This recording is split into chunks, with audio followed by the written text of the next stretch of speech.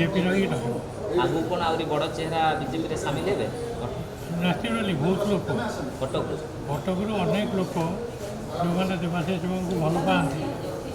से समस्ते कटक आसिक BJP join कर निकट भविष्य में यहाँ कार्यकारी विधायक विधायक समय कह जो मैंने आसवे मुझे कहवाटा ठीक हेनी किंतु बहुत लोग आ विषय माइंड मेकअप करते देवाशीष बाबू सहित आसिक बीजेपी सामिल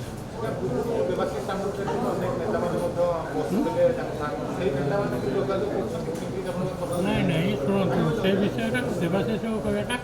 ठीक हम मत से विषय वक्तव्य ठीक हेनी कि मो जानवर अनेक नेता एवं कर्मी आगामी दिन में बीजेपी में सामिल हे